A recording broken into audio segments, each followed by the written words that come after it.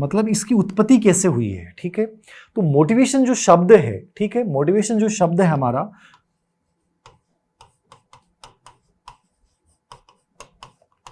ये जो मोटिवेशन शब्द है ये अंग्रेजी का शब्द है, और ये मोटिवेशन शब्द की उत्पत्ति लैटिन भाषा के दो शब्दों से हुई है। किससे हुई है? दो शब्दों से। कौन कौन शब्द हैं वो? एक होता है मोटम और एक होता है मोवियर। समझिएगा, कई बार हमारे अंदर कंफ्यूजन होता है कि सर मोटम सही है कि मोवियर सही है। देखिए एनसीईआरटी बुक्स में लिखा हुआ है मोवियर, ठीक है, और पूर्व एग्जाम्स में एक प्रश्न आया था कि मोटिवेशन शब्द की उत्पत्ति लैटिन भाषा के शब्द से हुई है मोटम। तो इसमें कोई कंफ्यूजन नहीं पालना है, दोनों शब्द कभी भी एक साथ नहीं आएंगे, एक ही इनमें से आएगा। बात एक ही है, चाहे वो मोटम हो चाहे वो मोवियर हो, ठीक है। मोटम भी लैटिन भाषा का शब्द है और ये भी किसका है? लैटिन भाषा का शब्द है मोवियर भी, और दोनों का अर्थ होता है टू मूव। क्या होता है? टू मूव, और टू मूव का मतलब क्या होता है? गति करना। क्या करना? गति करना। यानी जो कारक हमारे जीवन में गति प्रदान करता है उसको अपन क्या बोलते हैं? मोटिवेशन बोलते हैं। समझ में आ गया? मोटम, MOTUM, मोटम। दूसरा मोवियर, MOVRE, मोवियर। शाब्दिक अर्थ क्या हो गया? To move. टू मूव का मतलब क्या होता है? गति करना, ठीक है। तो हमारे जीवन में कोई भी ऐसा कारक जो हमें आगे बढ़ने के लिए, जीवन में आगे दौड़ाने के लिए प्रेरित करता है, उस शब्द का नाम क्या है? मोटिवेशन है। यानी कोई व्यक्ति सो रहा है और वो व्यक्ति सोता हुआ खड़ा होगा, ये मोटिवेशन है। खड़ा होने के बाद चलने लग जाएगा, ये मोटिवेशन है। और चलने के बाद वो दौड़ना शुरू कर देगा, ये मोटिवेशन है, ठीक है। तो शरीर में जो हमारे अंदर गति पैदा करता है, जो लक्ष्य की ओर हमें प्रेरित करने वाली क्रिया है, उसको वास्तव में हम क्या बोलते हैं? मोटिवेशन। अभी तक यहां से कितने प्रश्न पूछे गए? केवल एक प्रश्न पूछा गया है। कौन सा पूछा गया है? मोटिवेशन शब्द जो है वो लैटिन भाषा के शब्द से मिलकर बना है? मोटम से मिलकर बना, और मोटम का मतलब होता है टू मूव यानी गति करना। दूसरा शब्द क्या है? मोवियर है। तो बात एक ही है, दोनों आपको अपने जहन में रखने हैं। अभिप्रेरणा को एक प्रश्न और पूछा गया, अभिप्रेरणा अधिगम का कौन सा राजमार्ग है? सर्वश्रेष्ठ राजमार्ग है। किसने कहा था? स्किनर ने कहा था। और इसका शाब्दिक अर्थ क्या होता है? इसका शाब्दिक अर्थ होता है आंतरिक उत्तेजना। ये तो इस शब्द की अर्थ की चर्चा अपने होगी। यहां तक क्लियर है? कोई डाउट है? मेरे अकॉर्डिंग नहीं होना चाहिए। सिंपल वे में समझना है। मोटिवेशन हमारा एक बहुत महत्वपूर्ण टॉपिक है, 2 प्रश्न एग्जाम में आएंगे। सबसे पहले आपको अर्थ को समझना है। अर्थ आंतरिक उत्तेजना हो गया, ठीक है। ये अधिगम, इसके लिए बहुत, अधिगम के लिए अनिवार्य स्थिति को माना गया है। बिना अधिगम इसके कभी भी नहीं होगा। अधिगम का हृदय इसको बोला जाता है, सर्वश्रेष्ठ राजमार्ग इसको बोला जाता है, सुनहरी सड़क इसको बोला जाता है। और इसकी उत्पत्ति लैटिन भाषा के मोटम और मोवियर से हुई, जिसका मतलब होता है टू मूव, गति करना। यानी जो कारक मेरे जीवन में गति प्रदान करेगा उसको हम क्या बोलते हैं? मोटिवेशन। समझ में आ गया यहाँ तक? अब अपन इसकी डेफिनेशन की चर्चा करेंगे। किसकी चर्चा करेंगे? परिभाषाओं की अपन चर्चा करेंगे। अब देखिए, परिभाषा जब भी पढ़ते हैं, मैंने आपको पहले भी कहा, हर टॉपिक में डेफिनेशन आएंगी। कितनी सारी कवर कर सकते हैं ये आपकी स्टेमिना और आपकी मेमोरी पर डिपेंड करता है। लेकिन मेरा हमेशा आपसे निवेदन रहेगा कि जो आ चुकी हैं वो जरूर पढ़ लें। और मैं एक अपना अनुभव बताऊंगा, मुझे लगता है कि ये इंपॉर्टेंट है, आप कम से कम उसको जरूर देख लें। बाकी मैं चर्चाएं कंप्लीटली आपके साथ करने जा रहा हूं, ठीक है। तो मोटिवेशन की डेफिनेशन की अपन चर्चा करते हैं, तो सबसे इंपॉर्टेंट डेफिनेशन जो इसमें होती है वो है गुड के अनुसार। गुड, ठीक है। इसको क्वार्टर गुड पूरा इसका नाम है, स्पेशली आप याद रखना गुड। क्वार्टर गुड या गुड क्या है याद रखना है। गुड क्या है? गुड की डेफिनेशन सबसे इंपॉर्टेंट मानी जाती है। मैंने कहा बहुत सारे डेफिनेशन है, कंप्लीटली आप कवर नहीं कर सकते, लेकिन जो सबसे इंपॉर्टेंट है वो जरूर देखना। अभी तक जितने भी पर्सन मोटिवेशन की डेफिनेशन पे आए केवल इसी पे आए, मतलब ये क्या होगी? इंपॉर्टेंट होगी। ये क्या होगी? इंपॉर्टेंट। बाकी देखें जरूर देखना है। क्वार्टर गुड ने क्या कहा है? किसी भी क्रिया कार्य को आरंभ करने, मतलब कोई भी क्रिया है उसको आरंभ करने, ठीक है, जारी रखने और नियमित करने की प्रक्रिया, ठीक है। 3 चीजें इसने बोली है। क्वार्टर गुड कहता है कि अभिप्रेरणा एक ऐसी प्रक्रिया है जिसमें किसी क्रिया कार्य को हम आरंभ करने, जारी रखने और नियमित करने की प्रक्रिया क्या कहलाता है? मोटिवेशन कहलाता है। ये परिभाषा किसकी है? क्वार्टर गुड की। तो ये सबसे इंपॉर्टेंट डेफिनेशन हो गई। इस पे 2 टाइप से प्रश्न पूछे गए हैं। किसी क्रिया कार्य को आरंभ करने, जारी रखने और नियमित करने की प्रक्रिया क्या कहलाती है? ऑप्शन में आ जाएगा आवश्यकता, चालक, उद्दीपन या अभिप्रेरणा, उत्तर होगा अभिप्रेरणा। दूसरा, किसी क्रिया कार्य को आरंभ करने, जारी रखने और नियमित करने की प्रक्रिया अभिप्रेरणा कहलाती है। किसने कहा है? कार्टर गुड ने कहा। तो दोनों तरीके से आपको इसको याद रखना है, ये इंपॉर्टेंट है याद रखना, ठीक है। 2 नंबर पे अपन चर्चा करेंगे मैकडूगल। 2 नंबर पर चर्चा करेंगे मैकडूगल। मैकडूगल की परिभाषा भी ठीक है, इतनी इंपॉर्टेंट नहीं है, लेकिन फिर भी आपको देखना है कि मैकडूगल ने क्या कहा है। मैकडूगल ये कहता है कि अभिप्रेरणा वो शारीरिक व मानसिक दशाएं जो किसी कार्य को करने के लिए प्रेरित करती हैं। सिंपल सी बात होगी, कौन सी दशाएं हैं? शारीरिक व मनोवैज्ञानिक दशाएं। शारीरिक व मनोवैज्ञानिक दशाएं हैं जो किसी कार्य को करने के लिए क्या करती हैं? प्रेरित करती हैं। क्या करती हैं? प्रेरित करती हैं। सिंपल से वे में याद रखना है कि मैकडूगल कहता है, विलियम मैकडूगल कहता है कि अभिप्रेरणा वे शारीरिक व मनोवैज्ञानिक दशाएं हैं जो किसी कार्य को करने के लिए क्या करती हैं? प्रेरित करती हैं। किसने कहा है? मैकडूगल ने कहा है। ये इतनी इंपॉर्टेंट नहीं है जितनी कार्टर गुड है, फिर भी आप इसको देख के जाइएगा। 3 नंबर पे अपन चर्चा करेंगे, 3 नंबर पे अपन चर्चा करेंगे लावेल। लावेल की डेफिनेशन। अब ये सब चीजें मैं क्या करवा रहा हूं? एक्स्ट्रा में करवा रहा हूं, इतनी महत्वपूर्ण नहीं है, लेकिन कई बार होता है कि अपन कुछ चीजों को छोड़ देते हैं और वो एग्जाम में आ जाती हैं, इसलिए हमें छोड़ना कुछ नहीं है। तो लावेल ने क्या कहा कि अभिप्रेरणा एक मनोवैज्ञानिक और आंतरिक प्रक्रिया है जो आवश्यकता से प्रारंभ होती है और तब तक चलती है जब तक आवश्यकता को संतुष्ट नहीं करती। तो इन्होंने क्या कहा है कि अभिप्रेरणा क्या है? एक मनोवैज्ञानिक, अभिप्रेरणा क्या है? एक मनोवैज्ञानिक प्रक्रिया है। मनोवैज्ञानिक कह दीजिए आप, आंतरिक प्रक्रिया भी इसने नाम बोला है, आंतरिक प्रक्रिया है जो आवश्यकता से उत्पन्न होती है। किससे उत्पन्न होती है? आवश्यकता से उत्पन्न होगी और वो तब तक चलेगी जब तक ये आवश्यकता संतुष्ट नहीं हो जाए।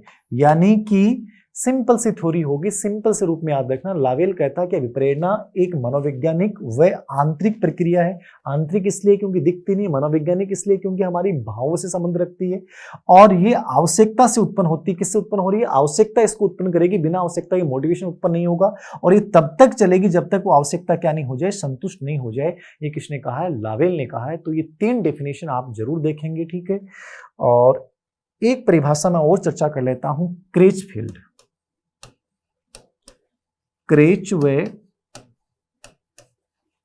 क्रेचफील्ड के अनुसार इंपॉर्टेंट नहीं है, लेकिन जैसा मैंने कहा कि कुछ चीजें हमें देखनी है, ठीक है, क्या चीज क्या है क्या नहीं है।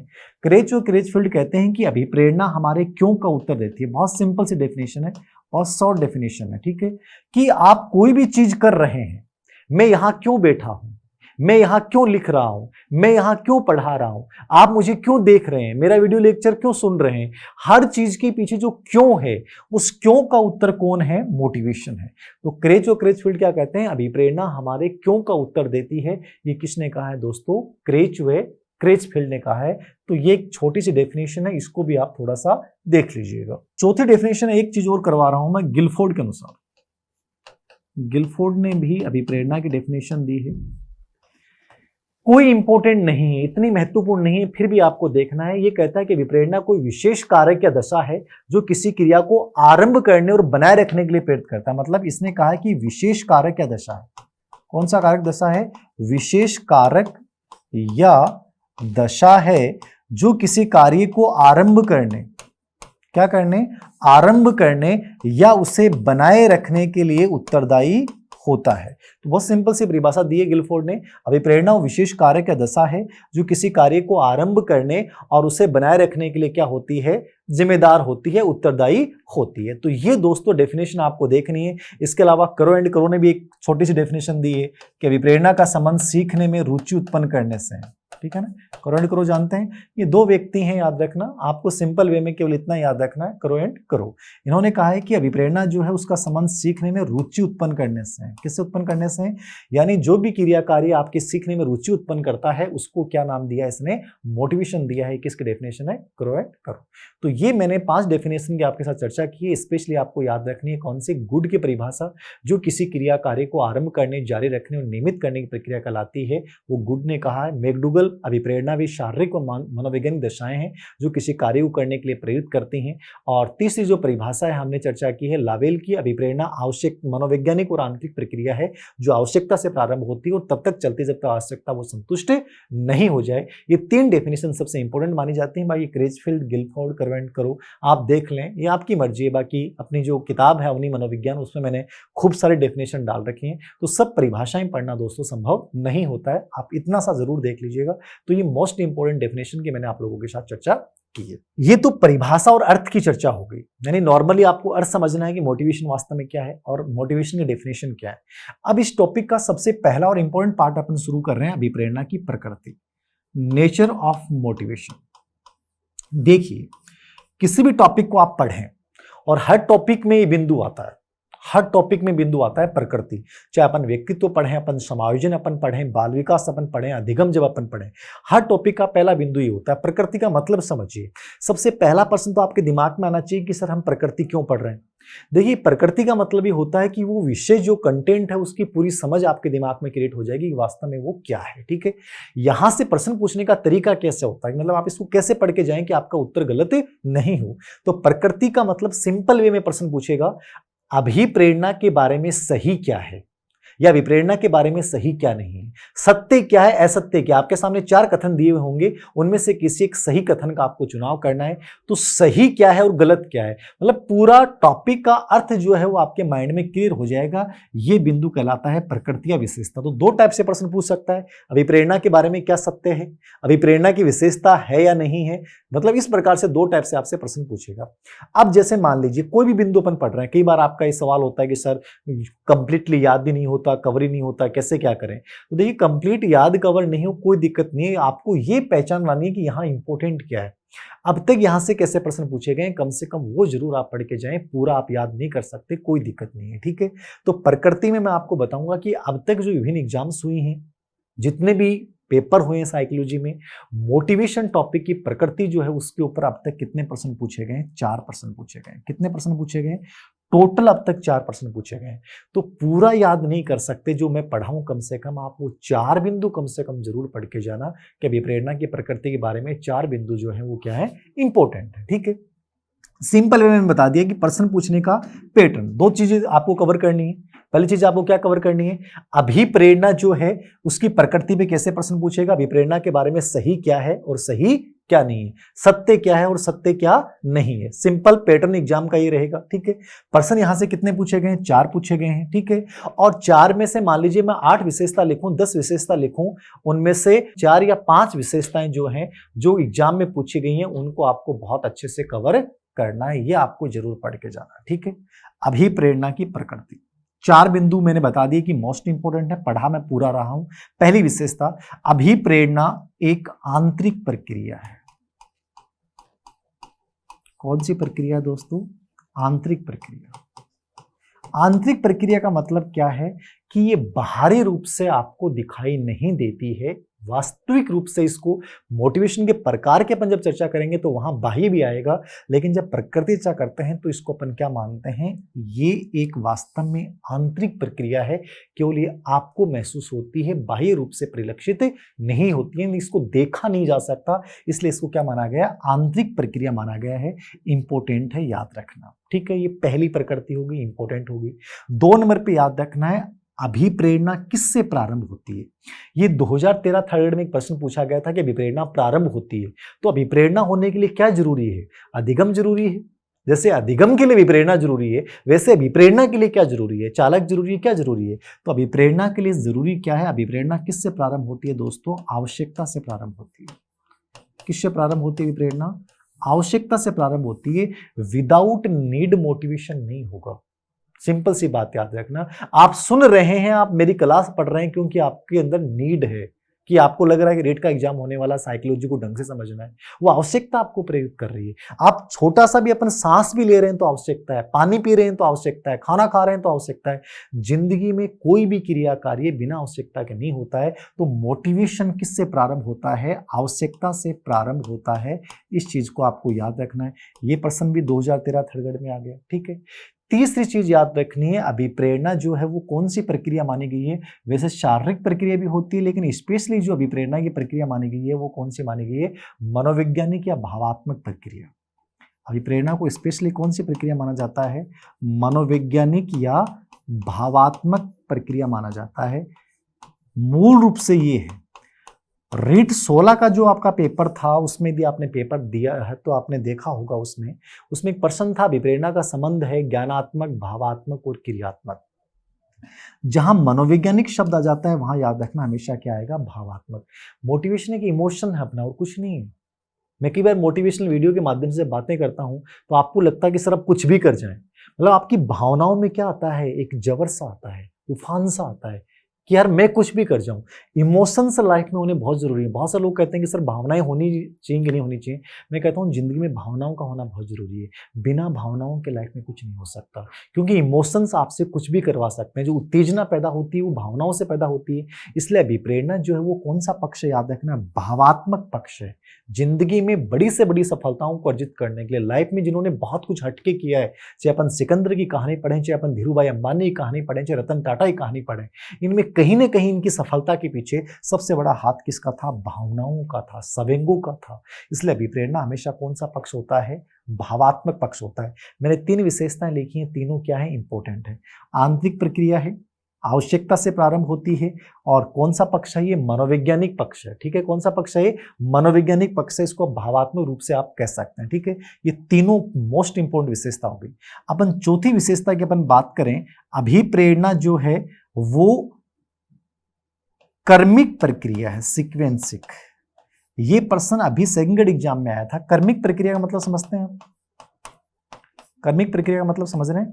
कर्मिक का मतलब एक सीक्वेंस में चलता है। मोटिवेशन जैसे उत्पन्न हुआ कि साहब आप मोटिवेट हो गए, आप क्या हो गए? मोटिवेट हुए कि मेरे को रेट एग्जाम क्रैक करना है, तो आप वो क्रियाएं करोगे जो सही रूप में है। कि आपने सबसे पहले सिलेबस को देखा, सिलेबस देखने के बाद आपने तय किया कि मुझे रेट में कैसे कितने नंबर चाहिए। ठीक है, मुझे सेकंड पेपर यदि हो रहा है तो उसमें क्या क्या पढ़ना है, मतलब एक स्टेप वाइज मुझे कोचिंग करनी की नहीं करनी है, या ऑनलाइन कोई कोर्स खरीदना है तो किस कोचिंग इंस्टीट्यूट का खरीदूं, कौन से टीचर बेहतरीन है, वो टीचर जो पढ़ा रहे हैं वो खुद सफल हैं कि नहीं है। मतलब इन सब चीजों के बारे में आप जानकारी एकत्रित करने के बाद उस एग्जाम की तैयारी शुरू करोगे। मतलब एक स्टेप वाइज चलेगा। ऐसा नहीं कि सीधे आप आए और किताब मनबाजी किताब ली और पढ़ना शुरू कर दी, ये मोटिवेशन नहीं होगा। मोटिवेशन में जो भी क्रियाएं करोगे वो क्या होंगी? स्टेप वाइज होंगी। यानी सीक्वेंस में आप चलोगे, ये करना है, फिर ये करना है, फिर ये करना है, तो एक सीक्वेंस में चीज चलती हैं। तो अभिप्रेरणा कौन सी प्रक्रिया? कर्मिक प्रक्रिया है। तो ऑप्शन ये था, सेकंड ग्रेड एग्जाम में जब ये प्रश्न आया था कि अभिप्रेरणा के बारे में कौन सा कथन है सत्य है, वहां लिखा हुआ था अभिप्रेरणा एक अकर्मिक प्रक्रिया है। तो ये क्या हो गया? गलत हो गया। क्या हो गया? गलत हो गया। कि मोटिवेशन में हम ये नहीं कि मन मर्जी की क्रियाएं करेंगे, अपन स्टेप वाइज क्रियाएं करते हैं। इसलिए अभिप्रेरणा वास्तव में कौन सी प्रक्रिया होती है? कर्मिक प्रक्रिया होती है। 4 विशेषताएं सबसे इंपॉर्टेंट है। मैं कितनी भी पढ़ाऊं, मैंने कहा ये महत्वपूर्ण नहीं है। महत्वपूर्ण ये है कि मैं जब पढ़ रहा हूं तो मुझे ये आइडिया लगना चाहिए कि मैं ये पढ़ लूं, उसके बाद मुझे कोई दिक्कत नहीं है, कम से कम ये 4 तो मुझे पढ़ के जाने। ये अभिप्रेरणा की प्रकृति चल रही है। 5वें बिंदु की अपन चर्चा कर रहे हैं, अभिप्रेरणा साध्य है या साधन है?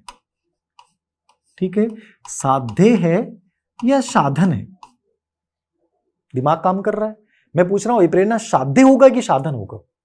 साध्य मतलब लक्ष्य है मेरा, साधन उसको प्राप्त करने का तरीका। तो अभिप्रेरणा थोड़ी लक्ष्य है मेरा। अभिप्रेरणा तो उस लक्ष्य तक पहुंचाने वाला मार्ग है, राजमार्ग है। वहां तक जो पहुंचाएगा वो कौन पहुंचाएगा? मोटिवेशन पहुंचाएगा। तो अभिप्रेरणा साध्य नहीं है। साध्य तो मेरी जिंदगी का कैरियर निर्माण करना, मुझे रिट में टॉप करना है, 90+ नंबर लाने, वो मेरा साध्य है। लेकिन उस लक्ष्य तक मैं पहुंचूंगा कैसे? वो मैं पहुंचूंगा मोटिवेशन के मार्ग से। तो मोटिवेशन क्या हो गया साहब? एक साधन हो गया। क्या हो गया? साधन हो गया। ये साध्य नहीं है। थोड़ा सा आपको दिमाग में याद रखना है। ठीक है, 6 नंबर पे, अभिप्रेरणा असतत प्रक्रिया है या सतत प्रक्रिया है? 2 चीजें याद रखनी है। मैं एक असतत शब्द लिख रहा हूं, एक लिख रहा हूं सतत। ठीक है, मोटिवेशन की प्रकृति क्या होती है? मोटिवेशन की प्रकृति सतत होती है। यदि अभिप्रेरणा वास्तविक प्रेरणा है तो ये कहती है कि लक्ष्य प्राप्ति तक जारी रहती है। जब तक आप अपने लक्ष्य को प्राप्त नहीं कर लोगे तब तक आप रुकोगे नहीं, चलते रहोगे।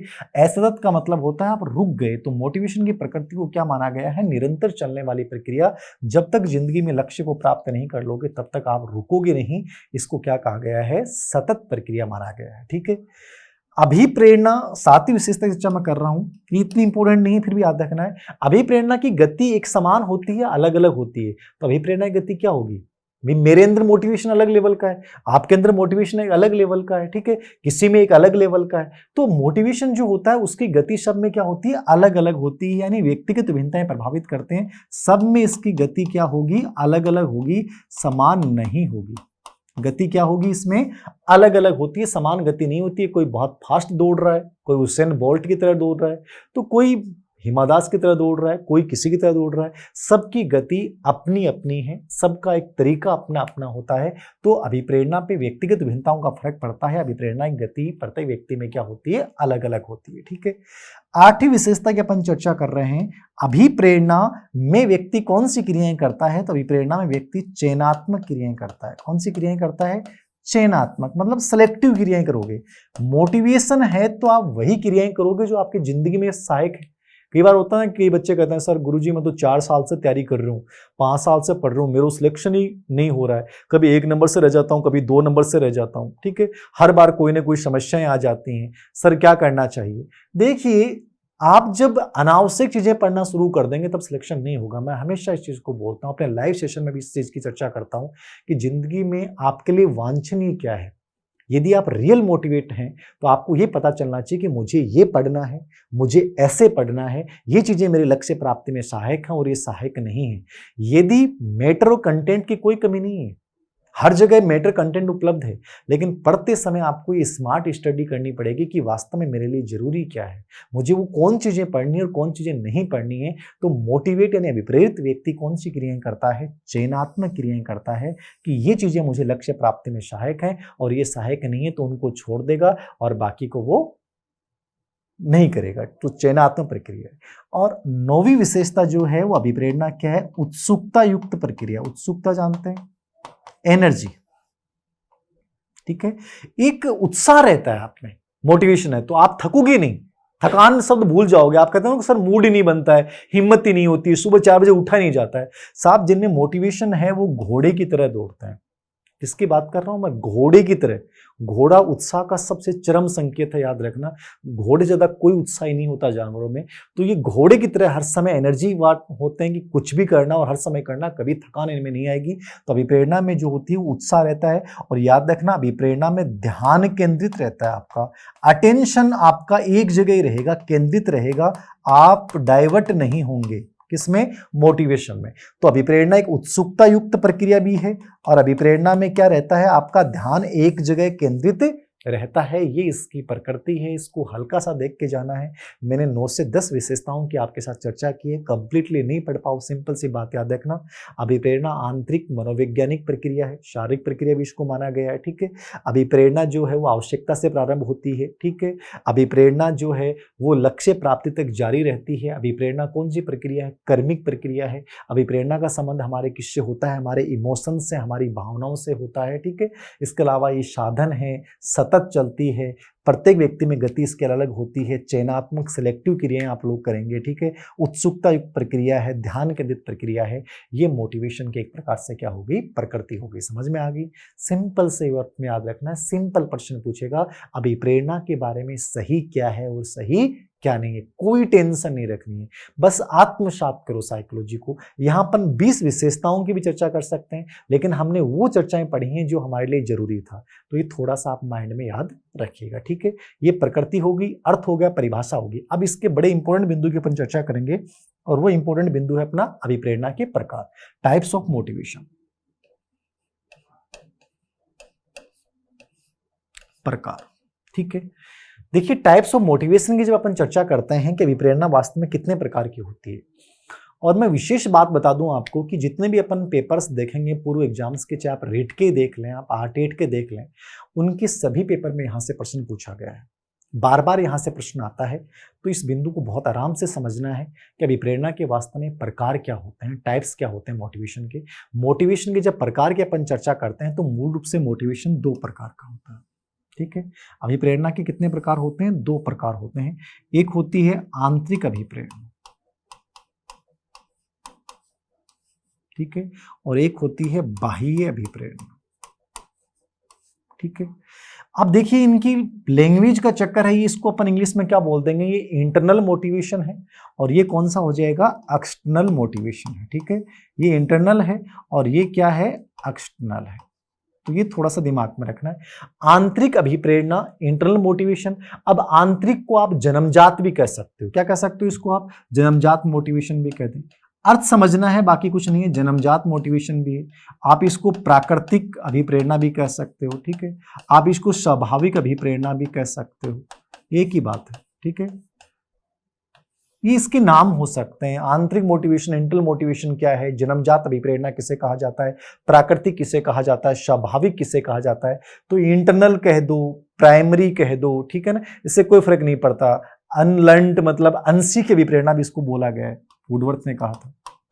ठीक है, वुडवर्थ ने क्या कहा, अनसीख अभिप्रेरणा, ये वुडवर्थ ने कहा इसको, कि इसको सीखने की आवश्यकता नहीं पड़ती है, तो अपने आप सीखी होती है, क्योंकि ये मूल प्रवृत्तियों से संचालित होती है। किस संचालित होती है, मूल प्रवृत्तियों संचालित होती है, इसलिए इसको क्या नाम दिया था इसने, अनसीख अभिप्रेरणा। किसने नाम दिया, वुडवर्थ ने। समझ में आ रहा है। मोटिवेशन के दो प्रकार हैं, पहला आंतरिक, इसको जन्मजात कह दें, प्राकृतिक कह दें, स्वाभाविक कह दें, अनसीखी अभिप्रेरणा कह दें। अनसीखी अभिप्रेरणा इसको जो कहा था वो किसने कहा था, वुडवर्थ ने कहा था। अनसीखी का मतलब क्या होता है, ये मूल प्रवृत्तियों से संचालित होती है, इसको सीखने की आवश्यकता नहीं होती है। ठीक है, ये जन्मजात है। और बाह्य अभिप्रेरणा को आप नकारात्मक अभिप्रेरणा भी बोल सकते हैं। क्या बोल सकते हैं, नकारात्मक अभिप्रेरणा भी इसको कहा जाता है। ठीक है, तो ये नकारात्मक है, ये बाह्य एक्सटर्नल मोटिवेशन है, जन्मजात। अब इनको अर्थ को समझना आप। ठीक है, ये तो अपन एक नॉर्मली शब्दों के अर्थ की चर्चा कर ली, आप समझना इसमें क्या है। एग्जाम्पल आपके सामने आएगा, उदाहरण आएगा, और उदाहरण एग्जाम में कोई भी पूछ सकता है दोस्तों। सिंपल सी थ्योरी आपको याद रखनी कि इसका कॉन्सेप्ट क्या है, वो यदि समझ में आ गया तो कोई दिक्कत नहीं है, और कॉन्सेप्ट समझ में नहीं आया तो दिक्कत होगी। ठीक है, आंतरिक को समझो। आंतरिक मोटिवेशन का मतलब क्या है, देखिए आंतरिक मोटिवेशन क्या है, जब मैं किसी क्रिया कार्य को खुद की इच्छा से करता हूं, मेरे पे कोई दबाव नहीं कि उसने कहा इसलिए कर रहा हूं, पापा ने कहा इसलिए कर रहा हूं, मम्मी ने कहा इसलिए कर रहा हूं, मेरी खुद की इच्छा है और मुझे करना चाहिए, मेरी खुद की इच्छा है और मुझे करना चाहिए। ठीक है ना, जिस क्रिया या कार्य को करने से मुझे सुख व संतोष मिलेगा। ठीक है, सिंपल सी बात याद रखना, जहां सुख की बात आ गई, किसकी बात आ गई, सुख की बात आ गई, जहां संतोष की बात आ गई, ठीक है, जहां आनंद की बात आ गई, ठीक है, किसकी बात आ गई, आनंद की बात आ गई। जिस किसी क्रिया कार्य को मैं अपनी खुद की इच्छा से करता हूं और जिसको करने से मुझे क्या मिलता है, सुख मिलता है, जिसको करने से मुझे संतोष मिलता है और जिसको करने से मुझे क्या मिलता है, आनंद मिलता है, खुशी मिलती है, वो मोटिवेशन कौन सा है, आंतरिक। समझ में आ रहा है। किसी भी क्रिया कार्य को स्वयं की इच्छा से करना तथा जिस अभिप्रेरणा को करने से सुख की प्राप्ति हो, जिसको करने से संतोष मिले और जिसको करने से मुझे आनंद मिले, वो मोटिवेशन कौन सा होगा, आंतरिक अभिप्रेरणा होगी। कौन सी प्रेरणा होगी, आंतरिक। समझ में आ रहा है, बहुत सिंपल वे में समझो। ठीक है, यह अभिप्रेरणा क्या करती है, किसी कार्य का प्रारंभ भी करती है, मतलब उस कार्य को प्रारंभ तो करेगी, स्टार्ट तो करेगी, और तब तक चलेगी जब तक वो कार्य खत्म नहीं हो जाए, लक्ष्य प्राप्ति तक उस कार्य तक ये चलेगी। समझ में आ रहा, तीन बातें बताई हैं मैंने, सिंपल वे में समझना है। मोटिवेशन दो प्रकार का, आंतरिक और बाह्य। आंतरिक का मतलब क्या है, इसको जन्मजात कह दें, इंटरनल कह दें, प्राकृतिक कह दें, स्वाभाविक कह दें, अंशिक अभिप्रेरणा कह दें। ठीक है, ये वो अभिप्रेरणा है जिसको करने से हम अपनी खुद की इच्छा से करते हैं, जिसपे कोई दबाव नहीं होता है, और जिसको करने से मुझे क्या मिलता है, सुख मिलता है, संतोष मिलता है और आनंद की प्राप्ति होती है। वो मोटिवेशन कौन सा होता है,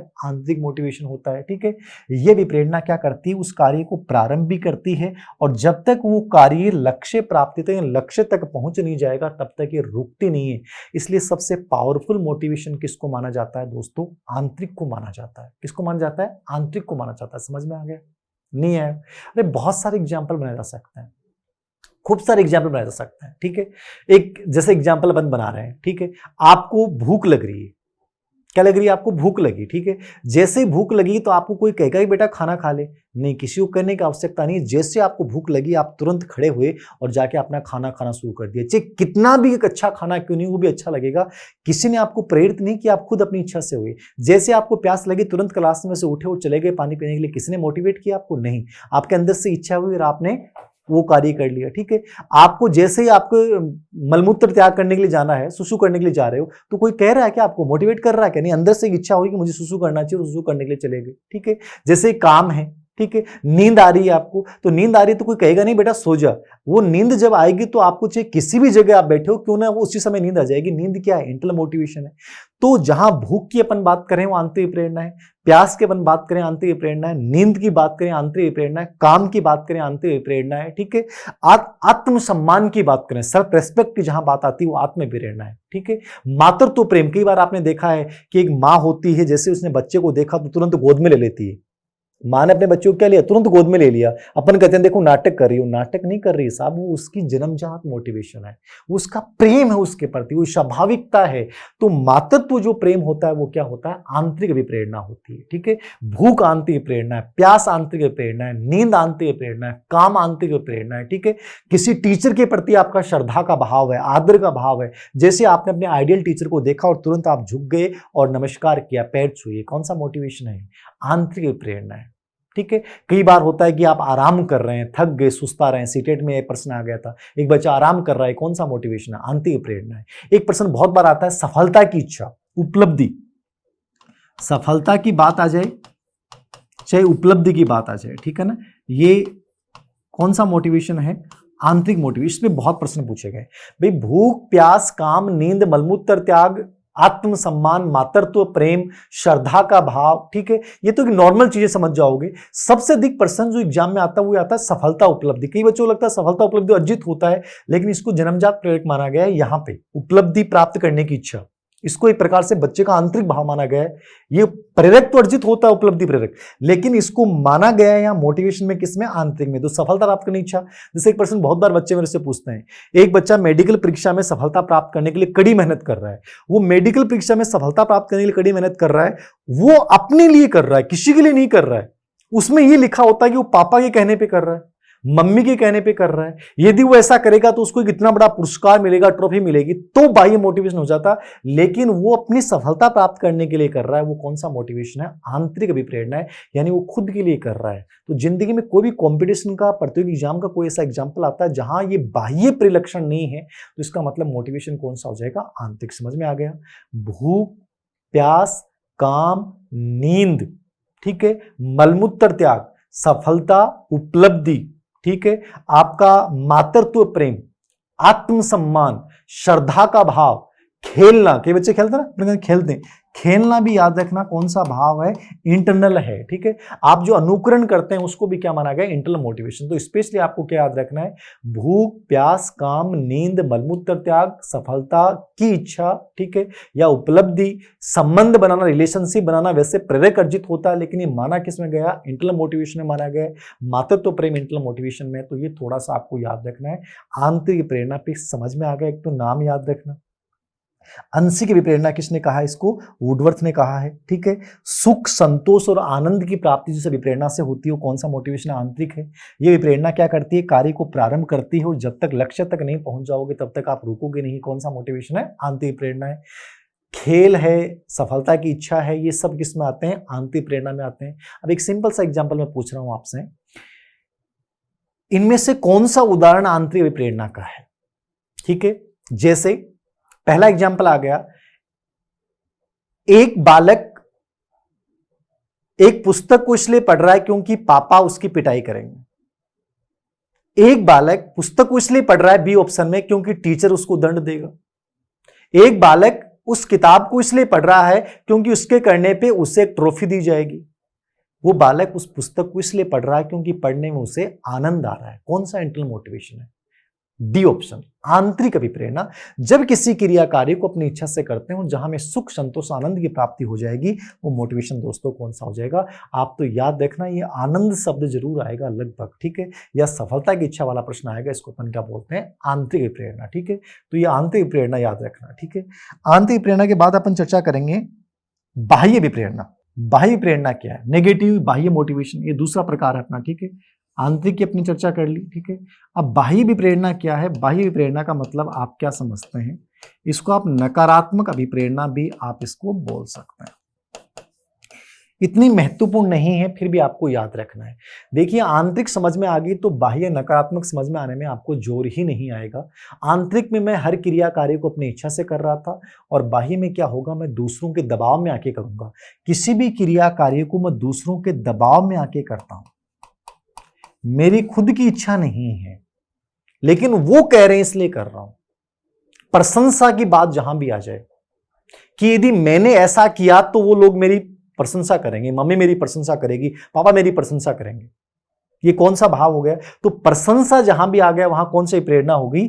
बाह्य प्रेरणा होगी। कौन सी प्रेरणा होगी? बाह्य प्रेरणा। समझ में आ गया? प्रशंसा कौन सी प्रेरणा है? बाह्य प्रेरणा है।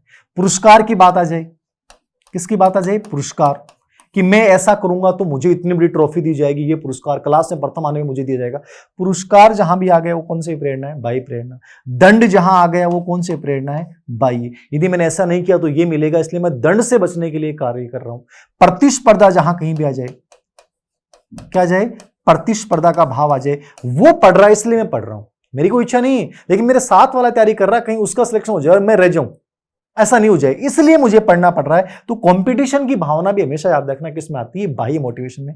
प्रशंसा बाह्य प्रेरणा, पुरस्कार बाह्य प्रेरणा, दंड से बचना बाह्य, प्रतिस्पर्धा, शिक्षण सहायक सामग्री भी इसमें आएगी। टीचिंग एड से प्रभावित हो गए आप, ठीक है, टीचिंग एड से प्रभावित होकर कोई कार्य कर रहे हैं, तो टीचिंग टीएम के माध्यम से, टीचिंग एड के माध्यम से आप कोई कार्य कर रहे हैं और उसकी से प्रेरित हो गए, उस टीचर के टीचिंग एड से प्रभावित होकर उस कार्य को सीख रहे हैं। शिक्षण सहायक सामग्री, ये भी किस में आ जाएगा? बाह्य मोटिवेशन में आ जाएगा, ठीक है। या किसी दूसरे व्यक्ति का प्रभाव आपके ऊपर पड़ गया, टीचर का प्रभाव आपके पड़ गया, धीरे से प्रभावित हो गए और उसकी वजह से आप कर रहे हो, ये भी क्या है? बाह्य मोटिवेशन है। लक्ष्य उद्देश्य कोई बाह्य मोटिवेशन में माना गया है, ठीक है ना। लक्ष्य उद्देश्य वैसे देखने में अपने को लगेगा आंतरिक, बट वो बाह्य रूप से आपको प्रेरित कर रहा है, तो वो भी क्या है? बाह्य मोटिवेशन है, ठीक है। आपके टीचर के साथ संबंध कैसे हैं, रिलेशनशिप कैसे हैं, वो भी बाह्य मोटिव। कई टीचर के साथ अपने इतने क्लोज संबंध होते हैं, उस टीचर को देख के एक मोटिवेशन आता है, तो अध्यापक छात्र के जो संबंध है वो भी क्या होता है? बाह्य मोटिवेशन होता है।